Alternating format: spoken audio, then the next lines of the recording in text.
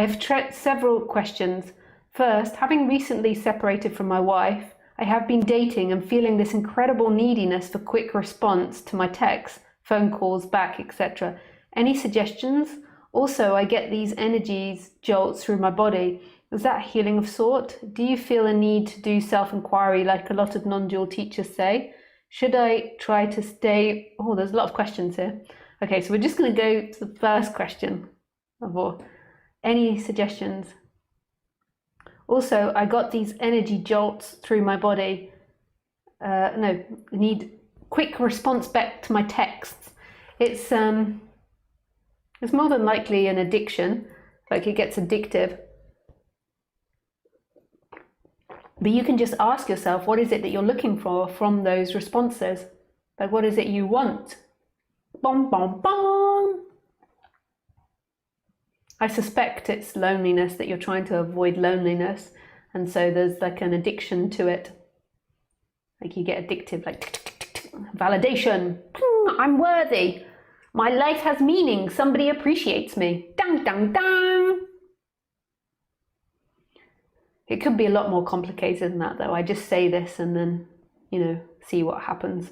It could be that there's psychological traumas. You've been traumatized by a telephone before, and now every time you're on a telephone, you feel the need to text on it. You're like, the phone must text, it might explode.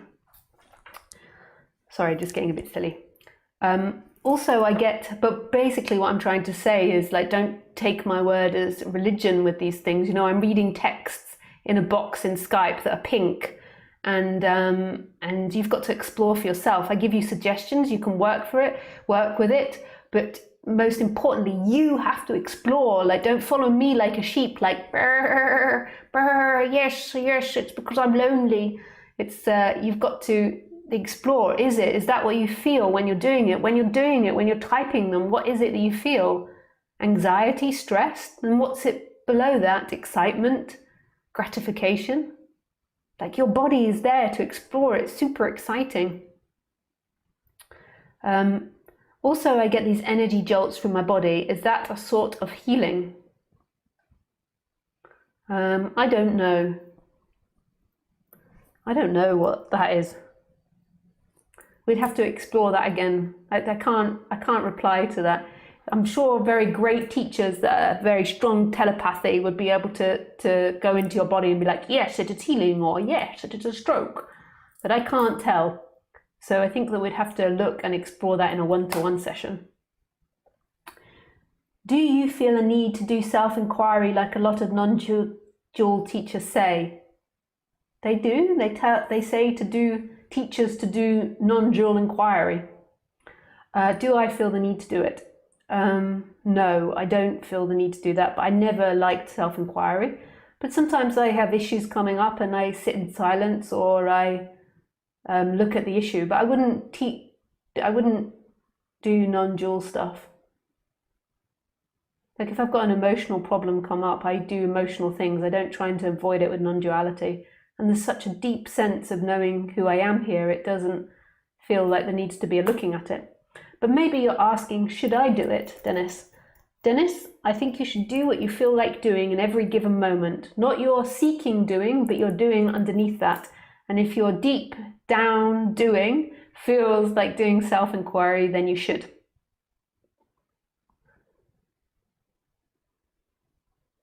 Should I try to stay more in the body relative to what Toli says about inner body?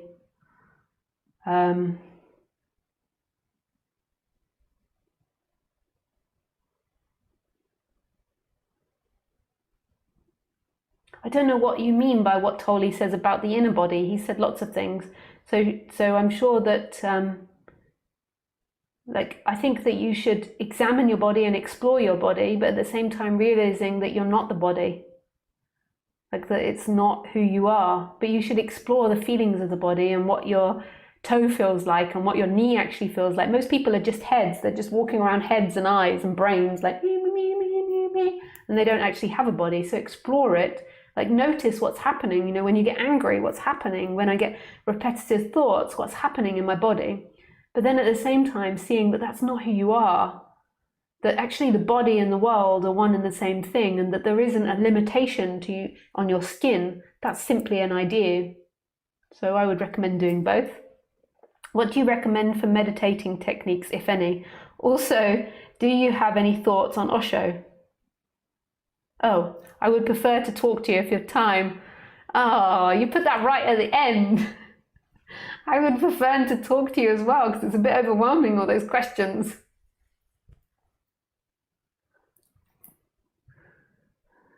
So if you still feel like talking after I've answered all of that, Dennis, then we can see how you feel. Okay. So yeah, I had a whole bunch of questions. And I really liked your response to the first one, the relationship one. It maybe a loneliness. I really like your teaching in the how you hit both the non-dual and the human aspect. Yeah. I didn't used to do that. I used to be more focused on the non-duality. But then after time working with people, I realized that that the problem is when you're speaking with people. So that's my passion, is talking about non-duality. I'm happy to talk about the human stuff, and I enjoy it too. But that's my passion. Is I love non-duality, and I love communicating, and it's just love to me. It's absolute non-conditioned love. But the problem is if somebody takes that message personally, it's a disaster. If somebody's using that message to try not to feel things, that's absolutely not what I mean. And so I came to a balance of, when people are stuck in the person and having difficulties with the personal aspect of their life, like working with that, and then also speaking about non-duality as well. So now I just mix both of them, but I actually see them as two different subjects. I see working on the personality like talking about non-duality and you breaking your leg, and then like talking about healing your leg, and then believing that they heal your leg and that one day you'll get enlightened because you've healed your leg. I absolutely see them as no relationship. The only relationship that I do see is that when somebody's really suffering, then it feels impossible to speak to them about this moment and how beautiful this moment is. They're going to be hating this moment if they're really contracted and suffering.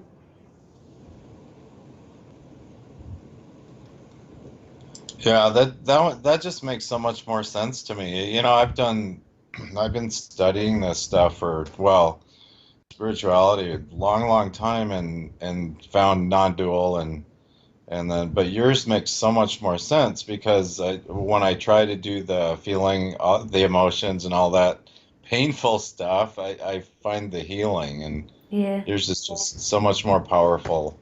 I yeah, really appreciate it. yeah.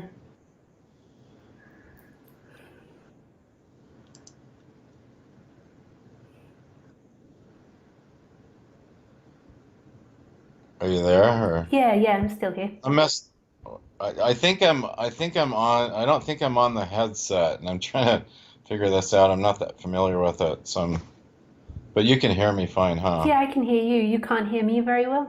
No, I hear you totally fine. Yeah. Oh yeah, it's not echoing. I mean, it could be slightly better, but not much. It's really Oh, good, the okay. sound. Yeah, yeah. Good, good. Yeah, it's not too Uh, bad.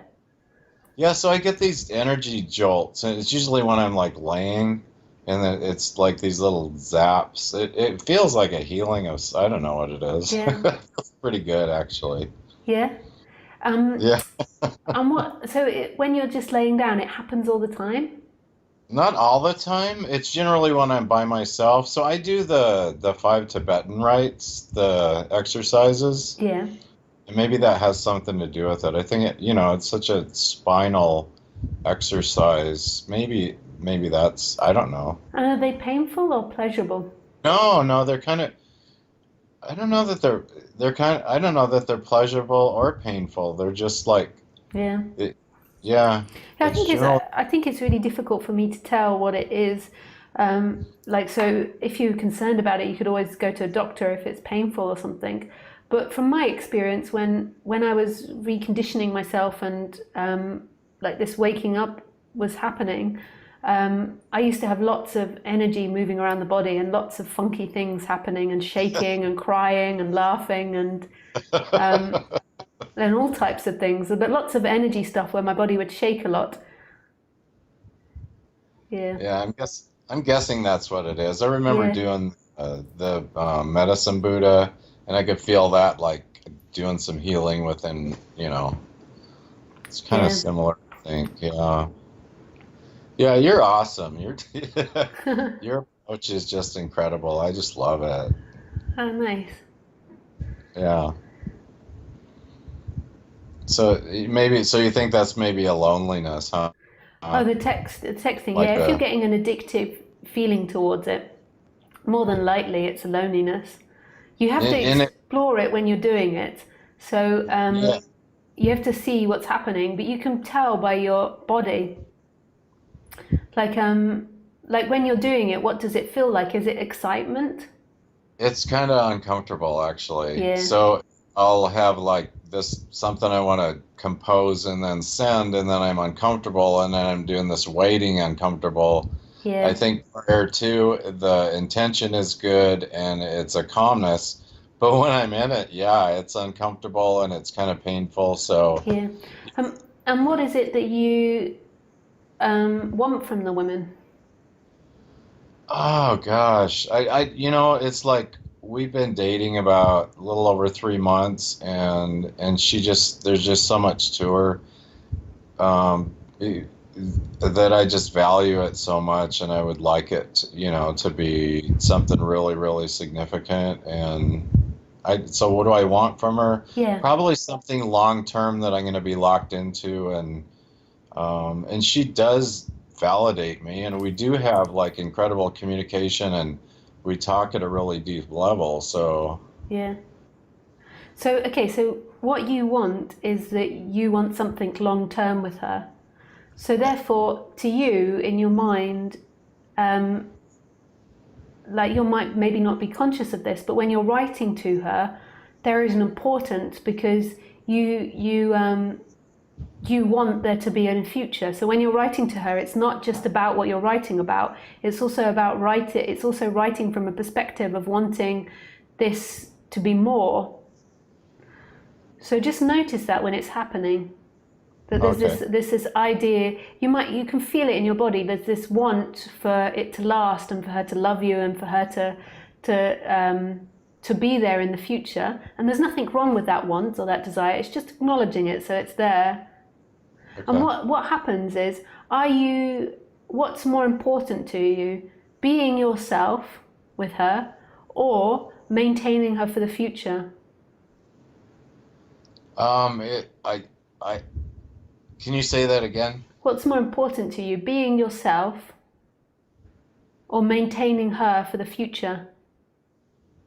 um I would think probably when I'm comfortable, the being myself with her, and we generally are very much ourselves, and that's what I love so much is Yeah, we're together, we really are ourselves. We laugh a lot, and we just have these incredible conversations, and there's just an easiness to it.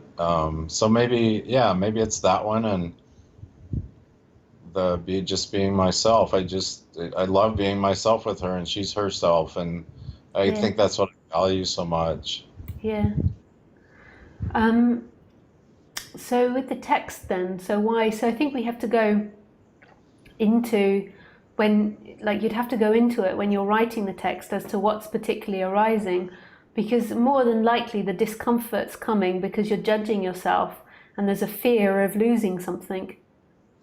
Like I said, it was Yeah, loneliness. I don't know about the loneliness, but it's like now I'm speaking to you and hearing what you have to say. Is what is it that you're afraid of losing there? yeah, her. Yeah. Yeah, And then that becomes more important than the very act of writing the text. Like, what is it that you truly want to express in that moment? yeah, So what becomes more important is maintaining her rather than being yourself and just truly expressing what you want to express, which is just in the moment. It's just like, I had a good day, I'm later I'm going to do this. and do that, and then it's gone. And then whether she responds or enjoys it or wants to keep on writing or wants to keep on the relationship is down to life. That's life's will. And if it doesn't work out, there will be something else that takes its place. Right, right. That makes so much sense. It's just exploring it more when you're doing it, because at the moment it's a bit of guesswork, like I'm having to. Just being real present with what's happening within the body Yeah, during the yeah, whole thing, yeah. So you know what, I've never really looked at chakra stuff, yeah. but after listening to your talks and kind of exploring, I think my big issues are within the solar. Plexus, yeah. Yeah. So one other thing that I want to say just before we go into the solar plexus is that, you know, when you're with her and you feel that you can be yourself. So just notice, so when you're in that situation, she's giving you instant validation. So when you're being yourself, you're getting instant validation that that's okay. And then you're both validating each other, and this is what being in love is. Or this is what the first period of relationship is that somebody is validating you. It becomes more difficult as you go on in relationships because you don't have this higher validation because you know each other so well. So at the moment, everything she's seeing about you, all these new things, she's saying to you, yes, I love it, yes, I love it, yes, I love it. And you're doing the same for her. So it's very intoxicating and it's very beautiful. But and there's nothing wrong with that. I'm not criticizing or saying you should stop, but it's just having consciousness about the process of everything that's happening. That really all you've ever wanted is not actually her validating you. That's a pleasure. What you've wanted is what's happening, is this moment, is beingness. That's truly what you've wanted. When you confuse it with wanting her validation or wanting her attention or wanting her, then it begins to turn into seeking, and you'll end up killing that love because it will become more important keeping her than actually being what you are right now. Okay. Yeah, that makes a lot of sense. So it's like when we're enjoying each other, we're kind of just being, right? Yeah. Yeah, kind of. And I totally understand what you're talking about, like the initial like part of the relationship and the everything's golden and Yeah.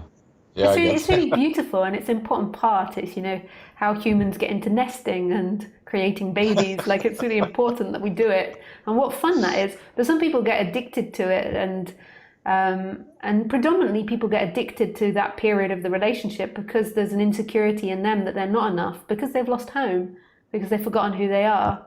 And so they need that validation all the time. Whereas it's just a pleasure having that validation, and then as your relationship gets deeper, there's other pleasures that take place. Right. And I understand that because I was in a very long-term relationship, so I understand that, you know, the long-term stuff, there's a lot of work and it kind of dulls itself out or whatever the heck it does, but Yeah. yeah. How long was your That's long-term relationship? yeah. How long was it? Yeah. Oh, 29 years. Oh, So, wow. yeah, long time. Yeah. So this must be quite exciting. It is. After 29 years dating again. Yeah, it is, and it's so foreign. It's like, what Yeah. is this? Yeah, you didn't have, I don't suppose you had text before when you first started dating your Oh previous gosh, wife or no. partner. So you've got this new medium of Yeah, flirting. It's like you're learning how to flirt by the phone. yeah. Right. It's quite sweet. This is why it's so great talking to someone rather than just reading the text on the screen, because there's so much more dimensions to what you're asking, whereas it looks a bit flat.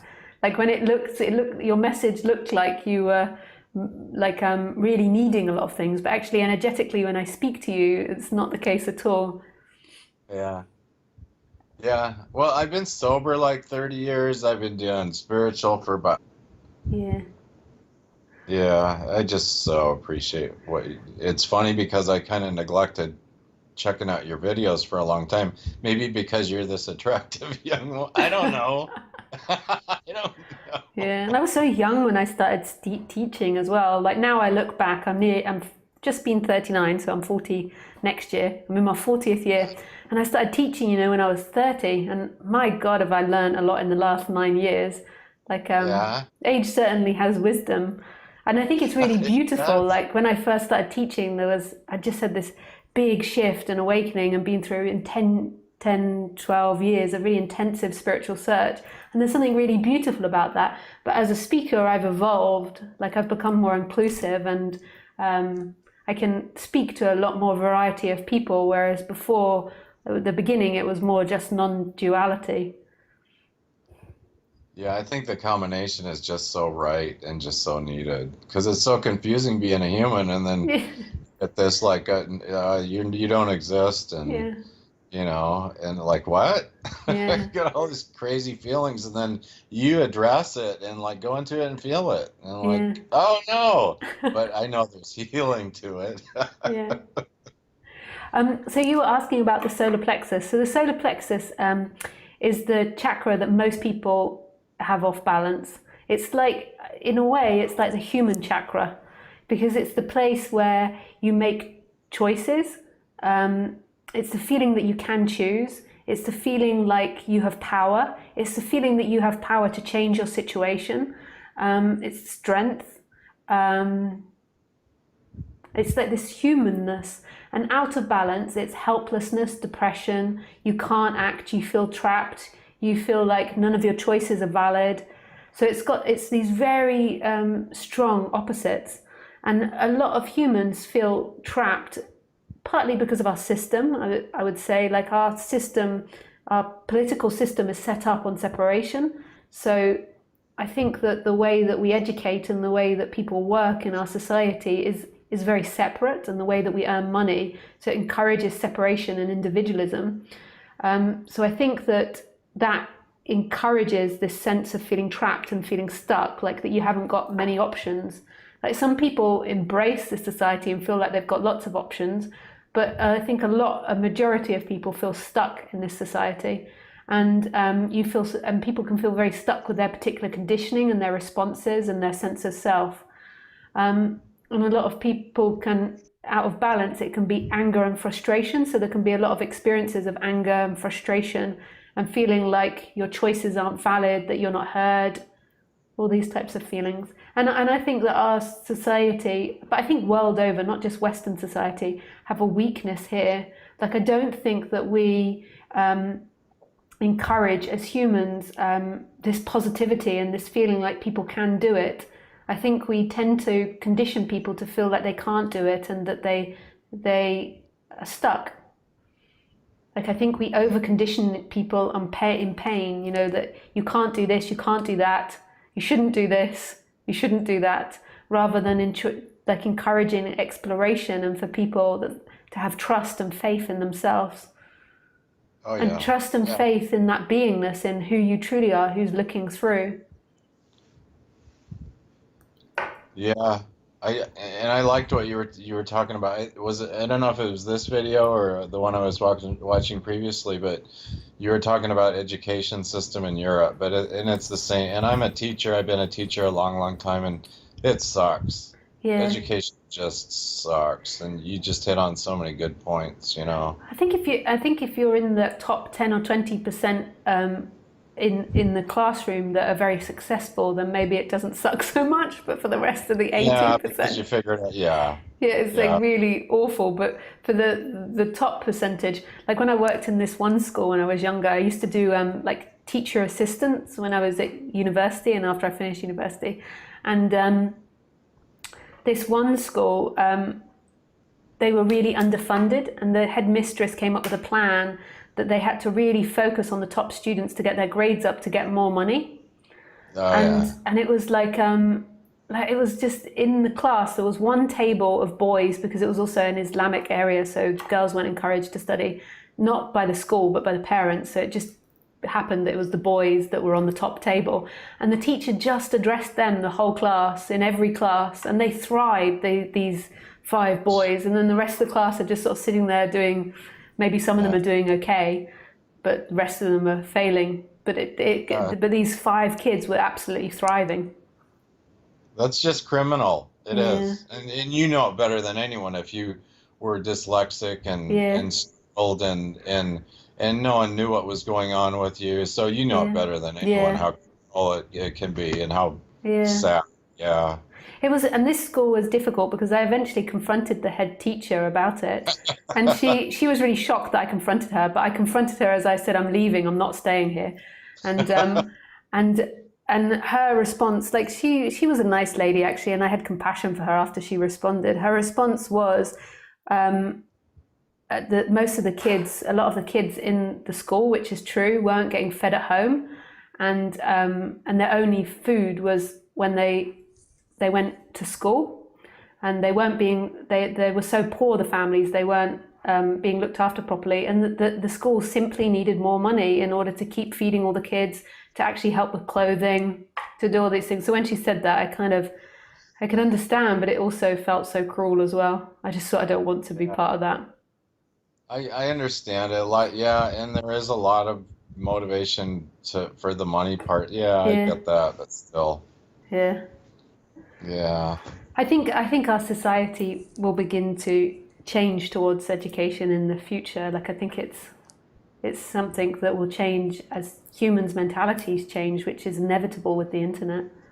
right. Did you ever like check out any since Montessori, I guess, is a lot bigger in England. Did you ever go into any of those? No, my parents paid for me to go to private school, which was good because it had small classes of like 10 kids.